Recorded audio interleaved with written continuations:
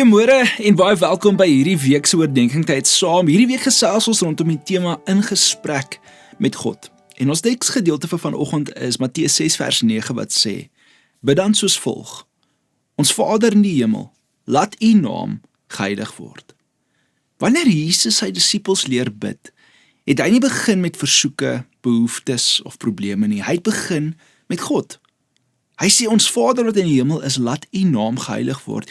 Hierdie woorde herinner ons dat gebed nie in die eerste plek gaan oor wat ons nodig het nie. Dit gaan oor wie God is.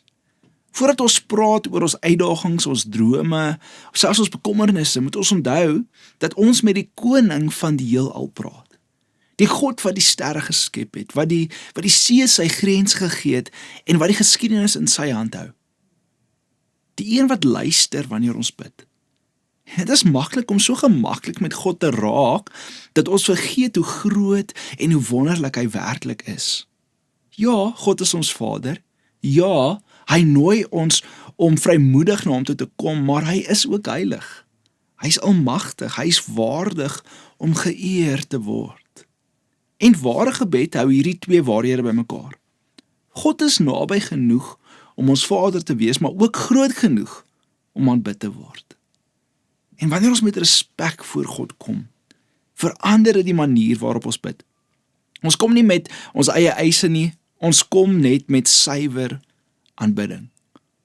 Ons kom nie as mense wat God voorskryf wat hy moet doen nie, maar ons kom as kinders wat vertrou dat ons Vader die beste weet en die beste is. Respek herinner ons dat gebed nie 'n transaksie is nie, maar 'n ontmoeting met die lewende God. En hier is die ding, dikwels hardloop ons eerste na ons probleme en laaste na God.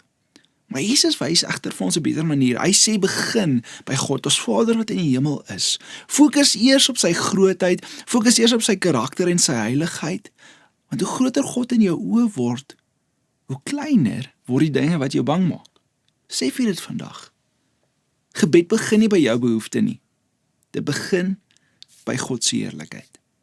En wanneer ons onthou met wie ons praat, verander nie net ons gebede nie, dit verander ons harte. Ek wil jou vandag vra om te dink oor die volgende. Vra jouself, hoe sien ek God wanneer ek bid? Kom ek gewoonlik met aanbidding of net met versoeke? Kom ons bid saam. Vader, in hierdie week waar ons reis oor in gesprek met God, in gesprek met U, kom bid ek, Here, dat ons sal onthou, Here, hoe groot en hoe wonderlik U werklik is, Here, dat U die Alfa en die Omega is, Here, dat U ons begin en ons einde is, Here, dat U alles vir ons is. En wanneer ons na U toe kom, Here, kom ons met 'n diep ontzag vir U. Here, dankie dat ons met vrymoedigheid na U kan kom, maar Here, ek vra dat U ons sal help om in hierdie week bewus te raak met wie ons praat wanneer ons bid. In Jesus naam.